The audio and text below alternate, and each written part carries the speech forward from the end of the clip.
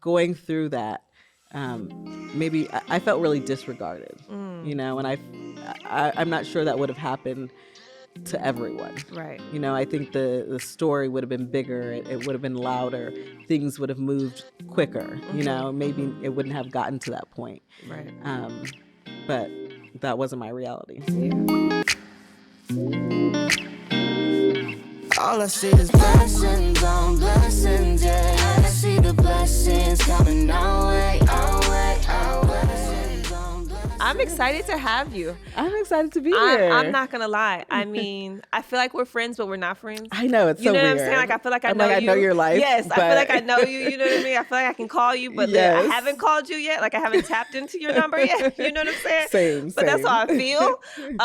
Guys, we have Allyson Felix on the podcast today. Welcome to the Cool Mom Code podcast. Thank you. I mean, this is a really special moment because when I first started envisioning the podcast, you were one of the women that I was like, I have to have Allyson on. Oh, I feel so honored. I just always have felt like, well, one, we've met several times. Yeah. We've encountered, and every time it's been that feeling of like, wow, I just feel like I know you. Same, yeah. Like, I just feel like I've always known you. I don't know what that is. And I feel like if I ever needed to call you, I could call you. Absolutely. And that's weird though, because you don't feel like that with everybody. That's so and true. So yeah. I was like, Allison's the one. I feel like she's accomplished. She's beautiful. She's a mom. She's a wife. She like has all these things under her belt. And I just feel like you were the one, like you were one of the people where I was just like, yes, definitely. Cool Mom Code podcast, Allyson Felix. I'm so glad that we made this happen. I am too. It took a minute. Yes, you are a busy here. woman. You are a busy It's a lot happening. woman. There's a lot happening. Lot I happening. also have to say that I think you are my first pregnant guest. Oh, really? Which is wild for the Cool Mom I Code know, podcast. yeah. It's like you're the first pregnant woman I have. Very pregnant. Yeah. So how far along are you right now? I'm about 7 months now. So Okay. I'm, that third trimester, getting to the end of it. Yeah, So. that's a, listen, that is the part, but that's the time where like the end of third trimester where everything starts kicking in. You start like wanting to go into nesting mode and like all that stuff. So has that all started to kick I in feel yet? like it's starting to. It's interesting because like with my daughter, she was born 2 months early. So I didn't have too much Right. of this. So it's kind of like new territory. But I'm like, okay, like I need to get a hospital bag ready. Like I never really got to do that before. And, Right. Getting the nursery together, all that stuff. It's really fun though. It's fun. Are you Yeah, I'm excited about it, enjoying or are it. you a little nervous about it? Both. I'm Yeah. really excited. We've wanted another child for a really long time. So all of that, doing all the things. And my daughter is just like beyond herself. So She's over the loving moon. that. Yeah. Do you know, have you announced if it's going to be a boy or girl? Yeah, it's a boy. It's a boy. So, yeah. Oh, this is good. Yes, so perfect. Wanted a boy. So yeah, it's really great. But I'm definitely nervous and Because you had anxious. a hard pregnancy the first time around, Yeah. 5 years ago. yeah. And that's how 5 long you years waited. ago. So talk to us about that. Like, what did you have to go through with that pregnancy? Yeah, everything was good up until 32 weeks. So I was still training because I knew I wanted to come back to compete. I felt strong, I was running, I was swimming, lifting weights, like doing all these things. And then I went to the doctor at 32 weeks for just a routine appointment. And that's when I found out that I was spilling protein. I was admitted to the hospital. I was diagnosed with a severe case of preeclampsia. Wow. And so I was rushed in for an emergency C-section just that next day after I was admitted. So Really? yeah, I just never expected to like find myself in that situation. Yeah. So it was traumatic and chaotic and all the things. Like I just never thought that I would be, my daughter would be in the NICU and I would be in the hospital. Like who Of imagines, course. you just think, okay, I'm gonna have a baby and we're all gonna go home. But You know what, though? Yeah. I mean, I honestly think, though, for someone like you, that must also have another layer of like, what the hell is going on right now? Yeah. Because for someone like me, who's just an average person out here in the world living, I guess anything can happen. And it's not, I don't know.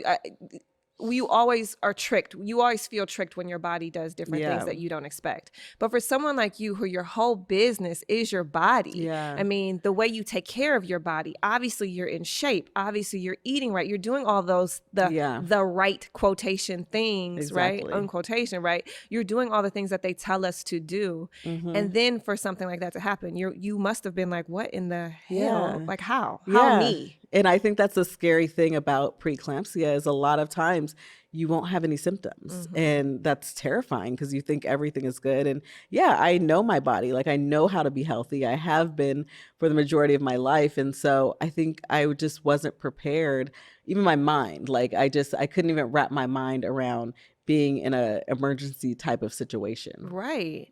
I mean, listen, I know that you're a big advocate for Black maternal, health, as am I. Just because being a Black woman in America having a baby, I never knew how much at risk we really are. I didn't either. I heard some crazy ass stat that the richest Black woman is still higher risk in a maternal situation than the poorest white woman in the United States. So it doesn't come down to money. That shocked me a little bit because I was like, if you put a team around you, if you blah, blah, then, if you have the access, right? Is it just not accessible to us as a whole? Yeah. But I think that's everyone's first thought is like, okay, well, the standard of care or, all these things. And we see that it does not discriminate. It doesn't matter. You could have the best medical care and still find yourself in these situations. And so I think there's a lot of things that go into it. I think a lot of it is just even medical professionals listening to Black women and hearing and believing our pain. Right. Like that's a huge part of it. And so, yeah, for me, my eyes were just opened after my experience. And I was like, whatever I can do, like I want to be a part of like solutions for this issue. Did you feel like you went through that though? I mean, I'll tell you, my sister-in-law is in New York and she has 2 boys. She felt like her experiences in New York as a Black woman having children was just that. She was like, Lizzy, you'd be surprised. I'd walk in and I'd be like, I'm in so much pain or something's wrong. I know it. I know my body. And they would just be like, you're fine. Go home. You're fine. And so she'd be like, I don't get it. Like they don't see me as a real person. That makes me so upset. Did you feel like that in any situation that you went through? My situation was a little different because I didn't feel anything. Yeah, I didn't know. And so once I got to that point, it was too late. Everything was a really difficult situation. But I hear countless stories like that. Yeah. Of, I'm saying something is wrong, but no one is doing anything about it. And there's a stat, it's something like 80% of complications and deaths regarding women of color are preventable. Wow. And that's insane. 80%. Like Black women are dying and they don't have to. Right, exactly. So it's heartbreaking, but it also makes me very hopeful that we can turn it around if we do the right things. If we speak up. But that's the thing. Got to speak up, got to bring attention to it. I love that you're doing that. You know what I mean? Because I think you are a face that people look at. Even Serena, when she went through her, kind of like pregnancy issues and things like that during labor, everyone was shocked. Everyone was like, what? Another case of like, it doesn't discriminate. And also that she wasn't believed and listened to. It's wild. It's a real problem. It's a real problem. So kudos to you for bringing light to a situation where, like you said, it can be preventable. Yeah, it's going to take all of us. It's going to take all of us. I agree. So fast forward now to this pregnancy. Yes. With all of that under your belt, were you nervous to get pregnant again? Yes, very much so. I think it's different. Like in the first time, I didn't know. I didn't know I was at risk. I didn't know. Now I know all the things, and that's terrifying. I want to be here to raise my child. And I think the reality is I've seen so many cases where Black women aren't. And so it's really difficult to kind of have those conversations and figure out, are we going to go forward? What did you do this time differently that you didn't do last time? I think the biggest thing was just how I went about my care, how I found my doctor, my doula. I have an incredible Black woman who is taking care of me, and she's phenomenal. I feel like she hears me, she sees me.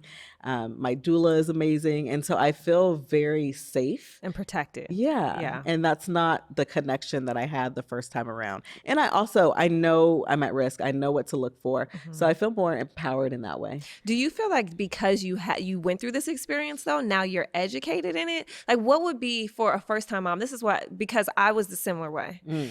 I didn't have any necessarily complications per se, but I felt like once I had my second child, I was like hip to the game. Yeah. I was like, oh no, y'all not gonna get me again. Yeah. I know what's up now. Yeah. You know, like I know this is gonna hurt. I know I need someone to speak up. I know my husband may not know the right words. I know all these things. So now I know that, okay, it's gonna be up to me to try and put together and I think the misconception is that, like you said, you have to have money, right, to like have these things, but it's not true. It's not. You just have to have a team in place, whether that's an auntie, whether that's a best friend that you know can be in the room, do some research. On know what resources are available. That's right. Everyone can have a doula, you know. Yeah, the things are out there. Can everyone have a doula?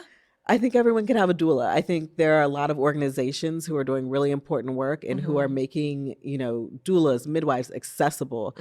March of Dimes is one of them. They have all these community care centers. Like, you just have to kind of know and research what is out there. And that's hard, though. That's hard, though. But I love that you're saying this out loud, because I didn't even know that. Yeah. I didn't know that. I didn't even know that. So I love that, because one of the things that I wish everyone, at least, in the very least, could have a doula. Yeah. And I didn't have a doula the first time either, because I didn't know either. Yeah. See? So, yeah. It's a benefit. It's a benefit. Keep having these conversations. Have the conversations. You know? Put it out there. Okay, so so this time around, you've created a team. Yeah. A team of people who you feel like you're in good hands and that can speak up on your behalf if something goes down. Absolutely. Yeah. I feel like my doula will advocate for me. Yeah. And she has a great relationship with my doctor. Right. And I love that there are women that look like me and they know my fears. They know, I think for Black women, a lot of times being pregnant, we don't have the same joy as everyone else, because there is this enormous amount of fear and all of these things. Dang, pause on that for a second. Yeah. We don't have the same joy being pregnant as many other women. Yeah. It's something that, you know, I think when I talk to my friends, like it's scary, you know, like what could happen. And when you think of the everyday woman, when she becomes pregnant, it's joyful for the most part. You know, it's something you've dreamed of or you've wanted. And it's really complex, I feel like, for women of color. Wow. I never thought about it that way. That really stumped me. Because I think you're right. I think that's a way to verbalize something that, like, you know that, like I know that. Yeah. But I don't think I've ever verbalized it in that way. And I think you're absolutely right. Yeah. Somebody asked me, you know, when will you feel like this problem is getting better? And two things came to my mind. It was about when my friends stop dying when they give birth, and also when we can just be happy when we're pregnant as women of color. Oh my God, I love that. Allyson, that's really special. I think you're absolutely right. And as a woman of color, I think I feel that one in my soul. You know, I think you're absolutely right. There is a complexity. Yeah. There's a complexity around a lot of things, though. This is the thing. I think as women of color, we feel complexities around a lot of like different milestones in our life. Pregnancy being one of them, you know, giving birth and all those things, becoming a mother, but then also just operating in life, operating in our careers. I want to talk a little bit about your career. I want to talk about the moment when you felt disrespected, okay, as a woman, as an athlete. And let's just like set the scene. So for anyone who doesn't know, you've been living probably not in the real world, but Allyson Felix is the most accomplished female track athlete, correct? You have 7 Olympic medals.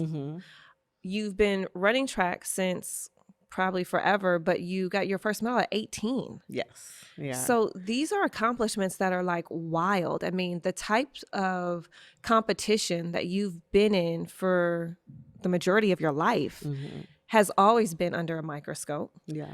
And as a Black woman, you have always been center stage in your whole career, pretty much. Have you felt, or did you feel like that played a part in the whole Nike situation when you felt like they just weren't paying you what you deserved to be paid? I felt like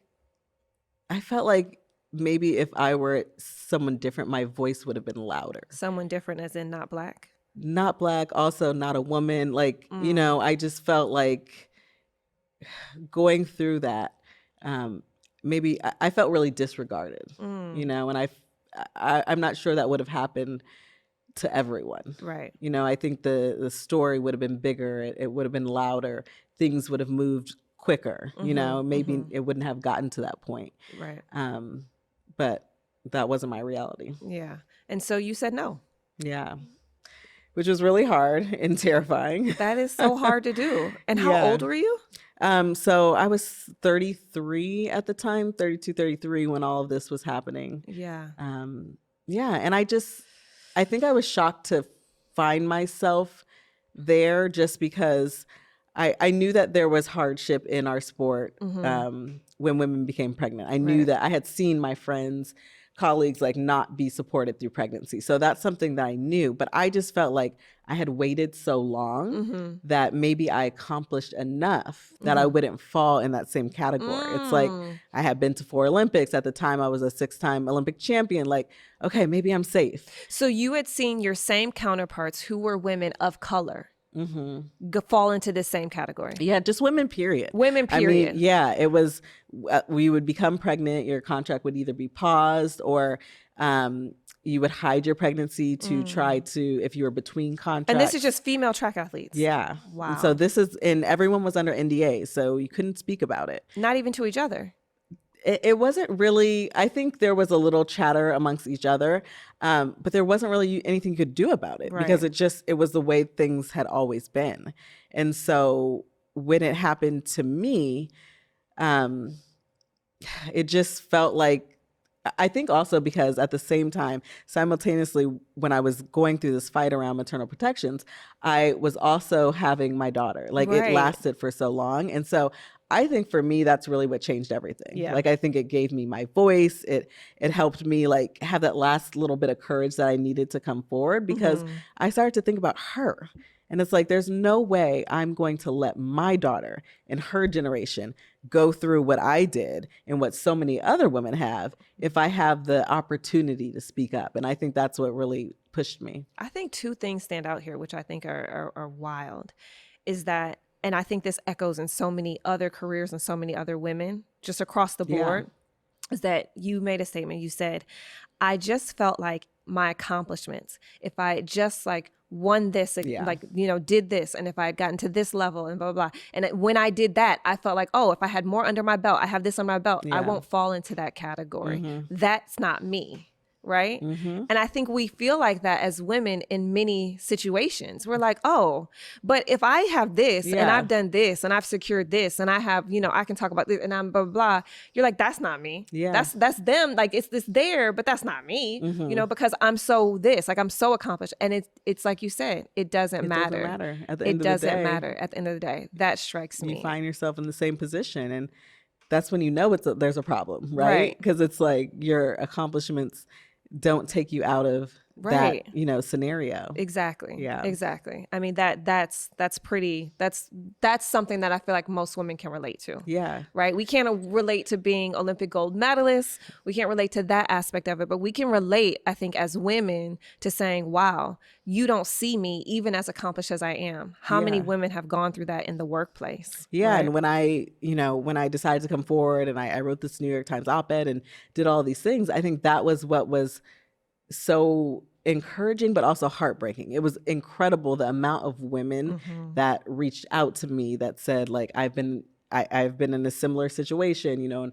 corporate America or whatever the job is, like they could relate to my situation. Right. Women hiding pregnancies, like all the things. But also that's absolutely heartbreaking that in this day and age that we are still doing that. I mean, you know? yeah.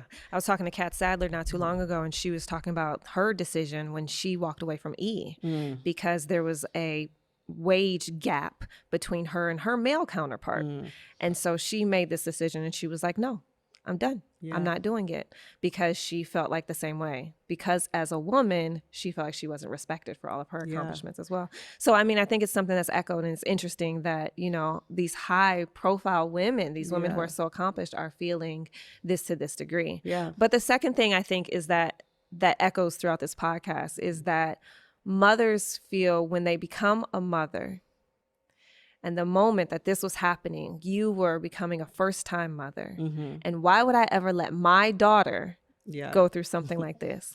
A lot of women feel a certain level of power, a certain level of responsibility when they become mothers. And is that what happened? Absolutely. For you? Yeah. I feel like, for the majority of my career, like I have been a people pleaser, like not wanting to like rock the boat at all, not wanting to like cause any friction, wanting to be the perfect, image and partner and all the things. And you have a child and it's like, that just breaks. Rocks your because boat. You're like, no. It's like, yeah, I'm not the same person and That's I right. won't stand for the same things. And, it just did something for me where it's like, I cannot, sit on the stands and not say anything. Yeah, no, that's crazy. I mean, I'm telling you, I think it's something internal. I think it's something kicks in and it's like, not today. Yeah. Not today. You could have maybe yesterday, but not today. Yeah. Today we're doing something different. I think It's just like a different mode that kicks in. Yes. I think I honor you for that. And I've told you this Appreciate before, but I'll tell you again here is that I think that you did something that everyone could look at and say, wow, thank you, right? Because I do think that you changed the sport in many ways. And I think you brought light to, like I said, obviously for track and field, but you brought light to a situation that so many women across multiple careers and industries feel on a daily basis. Yeah. And so from that, though, came something super beautiful. Just also a really quick note. If you're loving this content, our podcast with all of our amazing guests, we love sharing their stories. It really is such a joy for us. Then you're going to love thecoolmom.co. Make sure to head over there. It is everything that you can think of lifestyle. So we have fashion, food, we have amazing interviews with a lot of other cool moms as well. So check out all of our Cool Mom Co features, shop our merch, do all the things. Check out thecoolmom.co. And so from that, though, came something super beautiful. Yeah. I mean, from that, obviously, your daughter's born. Saysh was born, though, too. And so tell me about that. Like, that's a huge accomplishment. Yeah. It happened organically. You so quit one line and you're like, you know what? I'm just going to Oprah y'all out real quick and start my own. Yeah. So I had been through that whole ordeal. And I had walked away from Nike, but I knew I still wanted to compete. And so I was still looking for a footwear sponsor. I was training for the Olympics and I was really just like disheartened because I could not find one. And I was like, it's insane to me that I'm at this place in my career. I've done all the things and companies do not want to sponsor me for whatever reason. And so it really came out of a conversation with my brother and we worked together. He's been my manager, longtime manager. But I was talking to him as my brother. Right. And I was just like, this is like crazy. Like, I don't even know what we're going to do. And he was just like, I think we should do it ourselves. And I'm like, what do you mean? Yeah, like, say what? The pandemic is happening. Like, I am a new mother, like all of these things. Right. But then I started to like let it like sit there and really it started to resonate with me that, yeah, we have the opportunity to start something. And instead of asking some company to change something, we can do it from the start. We can build this how we want to. So we created Saysh. We're a footwear brand for women. And what we thought we were doing was creating shoes that I could wear in the Olympics and maybe other women would want to support. Right. But as we took a deep dive into the industry, we learned that shoes haven't been made for women. And so it's kind of crazy because we've all been to the shoe store and we've all seen like the women's, side of things. But what do you mean? So shoes a haven't been shoe made is for made women? off of a last, which is just a mold of a foot. And it's the mold of a man's foot to make women's sneakers. And so when we learned that, we were like, this is not okay. Like, we exist to make products specifically for women because there are differences between men's and women's feet. And also much more than that, I feel like when a woman is wearing our shoes, it's a signifier. Like she's a change maker. She's a disruptor. She stands with women. And so I just love that. Like, not only do I get to create this beautiful product specifically for women, but we also get to do something bigger and really try to create a movement. Brooklinen Bedding Refresh boosts your mood for the coming months. We spend so much time in bed, so why not make it joyful with Brooklinen Bedding? Let Brooklinen transform your bedroom into the sleep sanctuary you've always wanted. From luxurious luxe sateen to crisp classic percale, there's a Brooklinen sheet weave for every type of sleeper. Plus, Brooklinen's award-winning sheets are made with long staple cotton, resulting in a high-quality night of rest. I've recently got the best sheets from Brooklinen, and it's been a game changer for me. One thing, I take my sleep very seriously, and I take my bedding very seriously. And sleeping on these sheets have been amazing. So whether you're starting out in a new home or adding some flair to your current setup, Brooklinen's customizable bed and bath bundles make it easy to upgrade, putting everything you need in one place. And you save up to 25% off when you bundle. So embrace a spring refresh with Brooklinen's home essentials. Visit in-store or online at brooklinen.com. That's BROOKLINEN.com. And use code COOLMOM for $20 off your order of $100 or more. That's BROOKLINEN.com. Use promo code COOLMOM for $20 off. Are you that one friend in the group that loves to treat yourself? It's okay. Honestly, we all do it. I know you. You like to get a pedicure and opt for the extra 10-minute foot massage with green tea infused lotion. Refuse to make coffee at home because that fancy coffee shop is right downstairs. Opt for that extra leg room or even a first class seat on the plane because your vacation starts now. Yep, I know you. Well, if you treat yourself to the top options with everything in life, why settle when finding a doctor? It is your health after all. Enter ZocDoc, the place where you can find and book tens of thousands of top-tier doctors, all with verified patient reviews. So don't settle. Go for the best and find the right doctor for you. With ZocDoc, you've got more options than you know. ZocDoc is a free app and website where you can search and compare highly rated in-network doctors near you and instantly book appointments with them online. Listen, if I ever need to find the right doctor for me, this is what I'd use. Go to ZocDoc.com/coolmom and download the ZocDoc app for free. Then find and book a top-rated doctor today. That's ZocDoc.com/coolmom. ZocDoc.com/coolmom. What I love about it so much is that you flip the narrative on its head. You went from, obviously Nike is a conglomerate. I mean, it's bigger than life. I mean, it is, what it is. But you said you took that moment, that opportunity, and obviously you have so many accomplishments, like I said, but like you just switched the game around. You were like, you know what? It's all good. Don't even worry about it. I'm going to create my own. And I think I love that ownership, right? And I think, like you said, whether motherhood was the, precipice for you to make that change, internally, but it's like something about ownership is nice. Yeah. I think it's also scary, you know, like putting yourself out there, and it's hard, another area where being a woman of color is challenging and difficult.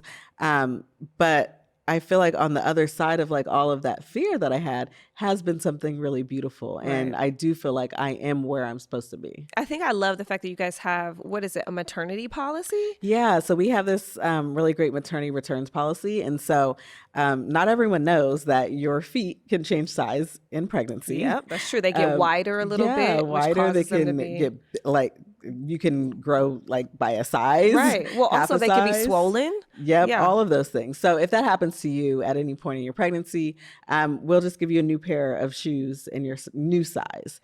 So just another way to see women and really wanting to like push the industry and say like, this is something that we can do to say like, women don't have to choose between anything. Yeah. Like this is something that should be done across the board. Yeah. We're hoping to really get it there with that, and just with making shoes for women. Like we're seeing some of the bigger brands, start to say like, no, we have to make women specific shoes. And that should be happening. Every brand should be making a shoe for women. Right. Exactly. Well, I mean, who knew that it was the foot of a man? Yeah. That walking around. This incredible marketing. We're just all walking around with men's shoes on. Like, dang it. Right? Like I'm telling you. No, I think it's smart, and I think it's phenomenal. And I think it's, I like the fact that there is such not just ownership, but there's the brand positioning behind it is also to empower women. Like that's why the brand exists. And it comes from a personal story, which I think, like I said, once again, is relatable. Yeah. And I think that people want a champion behind that. People want a champion behind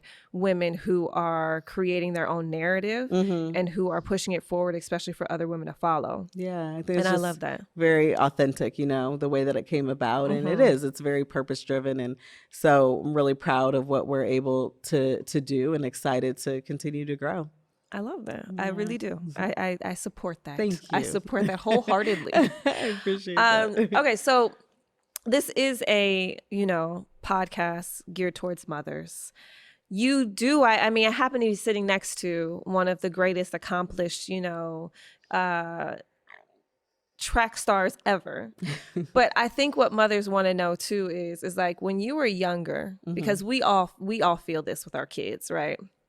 You feel like your kids are good at stuff. You feel like they have interest. Yeah, for sure. How do you know when they're great at stuff? Like, where was it in your world when it was like you just knew, or your parents, or, your team, whoever it was in your life just knew that, nah, man, this girl got something. Like, hold on now. Everybody pay attention. It's funny because it happened late for me. Like, Really? it wasn't like any type of, you hear the story of the Olympians and like they went to some type of training camp when they were young, or there was this whole plan. There was no plan. I had a very normal childhood, did all the normal things. Were your parents like athletic? Not extremely. Like my dad ran track in high school and that was like the extent of it. Okay. And we always say my mom, she like walks really fast and that's about it.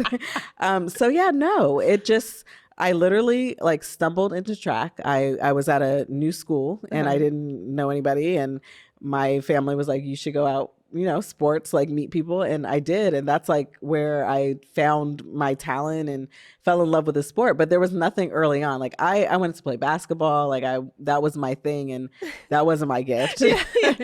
So yeah, it was. And so you just fell in love with it. Like you got on the track and you were like, oh, I really enjoy this. Like this is something I enjoy doing. Yeah. I've always been really competitive. And there's something about like being able to line up for a race and nothing subjective about it. Like we're going to find out who's the fastest, right here. And that just gave me like a thrill. And so, I fell in love with it. And then I also found my people. I was like my best girlfriends to this day, where we were all in the 4x1 together. Really? And so yeah, it was a good time. I love that. Yeah. It's interesting. Whenever I think of track, I think of track and field as a team sport, but yet it is so individual. It is, yeah. So you have to have the right mindset. You have to be the type of person to be like, nah, I don't need anybody. I'm good. Yeah. Like this is going to be, I have my lane. I'm doing what I do. And you got to kind of have that like focus, like no one else can help you in that moment. Yeah, it is. It's all on you. Like, it's all on you. It's all on you for sure. So it is, it's different. It's very different from a team sport, but you do have those moments where team is around and team pours into you. But it is like when it's time to go, you're just stepping out there and, it's on you. So, okay. So I'm going to get a little bit nitty gritty of this because I am a parent of like a preteen. Yeah. And so I'm trying to get her more involved in sports. She likes basketball right now. This is her first year playing basketball. She's going to start track. Awesome. She runs like a gazelle right now. That's so great. It's like, I think she's so worried about form that she's not really fast, which is, I'm okay but she's with pretty. that. It sounds like. Listen, she's I'm great to look at. I'm like, honey, I love it. You look like so beautiful as you run. But there are like people who I know whose daughters who are really into like track and field or into sports and or soccer or whatever it is. My question to you, I guess, is it something that you follow the kids' passion, or is it something that like, oh, I see a talent in my kid, I should push them? I think it's a little bit of both.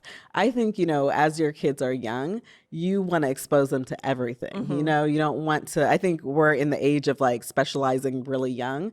That's never been something that I've been really for. I feel like that's now though. It is now. I feel like this is a thing now. I feel like people, like when I talk to people now, they're like, yeah, so are you in a club sports? It's and I'm like, insane. Yeah. I'm not. My daughter, she's I really would love for her to play tennis. And so I tried to have her take tennis let's lessons. Talk about it. Let's talk about it. Let's get into it. Yes. And her instructor was like, well, yeah, 4 is actually like the perfect age to really commit. And I was like, 4. I was like, she's already behind. But I feel like that's what they tell you. You have to do like private lessons and all these things. And it's like, no, I think like if your child is active, healthy, enjoying, like just feed where their passions are. I think if you do see that they have an interest in something and they have a talent for that, then of course you're going to want to support them. But I don't think that their whole life should be wrapped around that sport or that thing at a very young age. Because now that can be difficult and damaging. And it's hard. When are you behind the 8 ball? When are you like, oh, you waited too late? I mean, I started running like, in high school. You know, I started Really? running. Yeah. So I high started school is where you freshman switched. year. Wow. Okay. That's where I found my sport. You know, and it can be different with some of the, you know, the like skill needed, like basketball and the hand-eye coordination things for sure. But I think if they're athletic and they are involved in something, that is positive. Okay, you know? good. Okay. Yeah. That's good. I think you've given hope to a lot of people out there. We got to get them doing all the things. Exactly. You know? But I like that. I mean, because you know, my biggest fear is always, I don't want to push them to the point where they get burnt out. Yeah. Like I don't want to push her where it's not fun anymore. And then it I feel the becomes same like way. a drag. We're Yeah. like, it's Saturday at 8 a.m. And she's I've like, gotta I go to don't, practice. yeah, like Yeah. I don't want to do that. I want to do this. And so I don't want to ever like, I don't want to get to a point where I'm like, oh, we have to drive 2 hours today to go to your game and, you know, humbug, whatever, you know what I'm saying? And she's like not into it. Like, I just want to make sure it's fun. I completely agree. It needs to be fun, especially like at that age. You're not there yet where it has to be the grind of it all. So I think you do sometimes maybe have to like pull back and say like, okay, well, what's going to be fun for you? Or and I think about my parents, like they knew nothing about like the sport, but they just showed up. Yeah. And I think at the end of the day, a lot of parents are concerned with like being coaches, but they have a coach. Right. They just need a parent. They need someone who's going to be there, support, show up. And when something is wrong, you know, be able to talk them through it. Yeah. No, that's a good point. They have a coach, be a parent. Yeah, that's a good point. When did it, what age did it not like seem so fun anymore? At what age was it like, oh, this is a business. Okay. I'm in a career. Yeah. So it was all fun and games all through high school. And then when I went pro straight from high school. And that definitely, there were like growing pains there because I was going from just doing this, you know, because I loved it. And then it became a real job. And then I was competing against women who were so much older than me. I was having to navigate travel and then dealing with like expectations and disappointment and failure and all of the things. Like that's when it really started to get hard. Yeah. And it was like, and I think now, you know, we have we have an open dialogue about mental health, and that just wasn't the way that things were, you know, when I was really competing and early on. And I think there were a lot of things that probably weren't the healthiest. Yeah. And a lot of routines and things, you know, it was, you did whatever you could to be able to perform at the highest level. And looking back, I just don't think that's the greatest. So I won't get into specifics because I know you probably have so many stories that are like very specific in what you were saying in terms of like not the healthiest. Yeah. But do you feel like people like Simone Biles, like, do you relate to her story then of like her being like, yo, I got to take a break for a second? Oh, absolutely. I think I never felt like I could do that. I think a lot of athletes, you know, during that time didn't feel like that. I think what she did at the last Olympics, I think it was even more impactful than winning some crazy number of medals because it showed us that you have to take care of yourself. Yeah. And even the world's greatest gymnast that we have ever seen has hard days and has difficult things that she has to deal with. So I was so proud of her. I think it's incredible. I think for kids growing up to be able to see that and to see it in the open is so important. But yeah, I think we really have to shift the mentality around sports and how we take care of ourselves. Well, yeah, I mean, it's like everything now, right? It's like sports. It's like even kids, their grades. So even out here, I've heard so many stories of like kids in like the private schools or whatever, or like, you know, really competitive like schools and who have killed themselves because of the pressures of like not getting the right grades or not feeling like they're performing, you know, the way that they feel like they should perform. I mean, mental health is such a big thing in younger people now than I remember when I was that age. Same. Yeah. I think with social media, like it's just, they're growing up in such a different way. Right. And I never remember really hearing about, you know, young people, especially at those such young ages, you know, taking their lives. And feel like now it's very common that we're hearing about that. Right. And it's terrifying as a parent. My gosh. I'm terrifying. It's just, I just, you want to just do the best for your child and prepare them, but it's such a hard, difficult world that they're growing up in. I mean, I'm gonna be honest with you. This is, I don't know, social media. it follows you. It's like at school when I was younger, like, yeah, you get teased. I remember I always used to get teased for being so skinny. Oh my God, I could break you like a twig. Yeah. Dang, you so skinny. Oh my, your whole butt cheek fit in my one hand. Like, it's just, I mean, there was so many. And then I was tall and lanky and skinny. And, you know, I remember the day that someone was talking about me because I was ashy. And I went home, I was like, never again. Vaseline's my best friend. And I was just like, but it didn't follow me home. Yeah. There wasn't like, I didn't go home with like, you know, the bullies at school or whatever, or the kids who talked about me. And it's just all on my phone or my iPad, or, you know, it's not in my living room with me, or, you know, my bedroom. It wasn't that. It's like you could separate yourself. You could get home, get a little refresher, feel the love from, you know, your brothers. You go home, you crying, you telling them what happened. They're like, man, forget them, Lizzy. You good, you good. You know, you get that like pump up again. And it's a separation. The kids nowadays don't get that. No. And now you have everyone participating in it. Right. You know, the comments and from other schools. It's like, you know, it's like then everybody. Wow. It's like, I didn't even think about it's that part. rallying. Like even if you're in like that like school system, like the groups there, you know, kids from everywhere now. Yeah. It's not just your school. So it just feels overwhelming. Overwhelming. It feels overwhelming. I feel that, and my daughter's 5, and Yes, I'm already exactly. like worried because it's just like it doesn't seem like it's getting better at all, Right. you know? So it just seems like, what do you do? Yeah. You know, what do you do? What do I do? How are you navigating? We are not on social media. Okay. The kids are not on social media.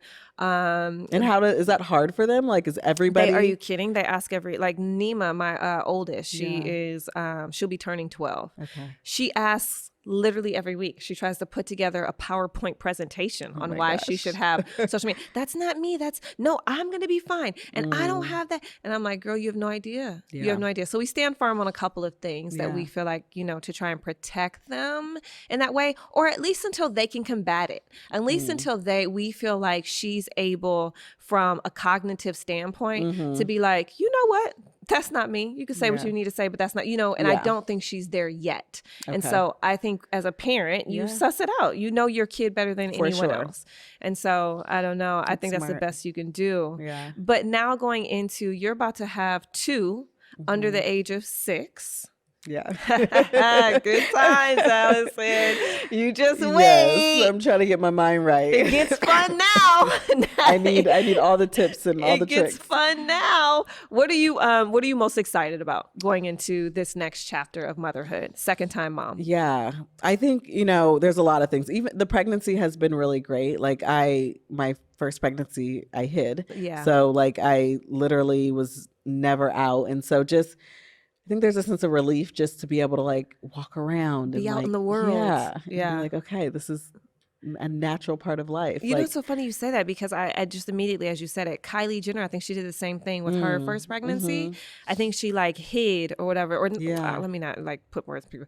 I think she stayed home quite a bit. Yeah. You know, I don't know if her intention, I think her intention was to kind of stay out of the public light, but she didn't want people to be up in her business and like know about it and, you know, all that. So I bet it is a different feeling for you now being able to be like, let the belly grow. Like, yes, you know what I mean? Just like, doing normal things. So that has been great. And then I'm so excited. My daughter has wanted a sibling forever. Yeah. So just like her joy, my husband's, like everyone, we're just all so excited. So yeah, I'm just looking forward to, you know, welcoming him into this world and just feeling, you know, that added love. I love that. All right, Allyson, I want to do some quick fire questions with you. Okay.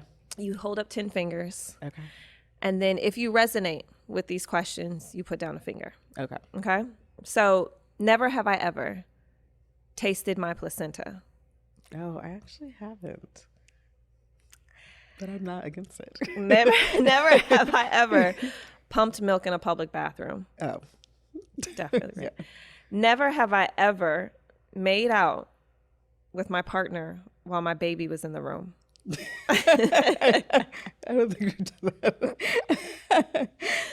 Never have I ever tasted my own breast milk. Oh, but I'm not doing You've it. never tasted it? I haven't. Dang, Am I girl, supposed to? I'm really looking like the crazy one over here. I didn't know that was a. I mean, I don't know. I just would like, just to see like what they taste. I don't know. Like, it's Okay, always so a maybe mystery. this time around. They say it's so good for everybody. I'm just like, okay.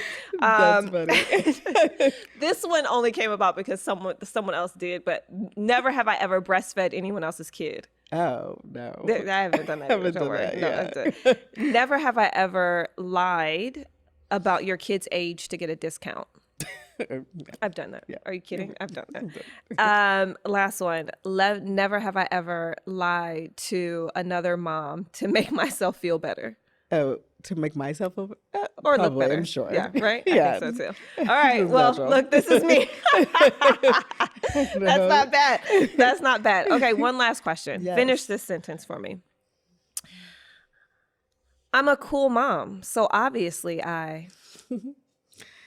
Oh gosh, I'm a cool mom. So obviously I go to all the soccer games. I like that. That's a good one. That's a good one. I like that. Thank you. That was fun. That was fun. Thank you. I'm very happy for you. Thank you. I'm very happy that I got to talk to you today. Thank you. Like I said, I think the world of you. I truly do. Oh, and I think that same. you have inspired so many women on so many different levels, across different industries, and just from a personal standpoint. And honestly, you are the kindest person. You truly are. Your heart is just so warm, and I recognize that immediately. I appreciate that so much. And I I really love that do. you have these conversations. They are so inspiring, as are you. And I love all the motherhood advice. I'm taking notes and keeping track of it all so I can put it to use. Look, call me girl. Call me I girl. will do. Yeah, exactly.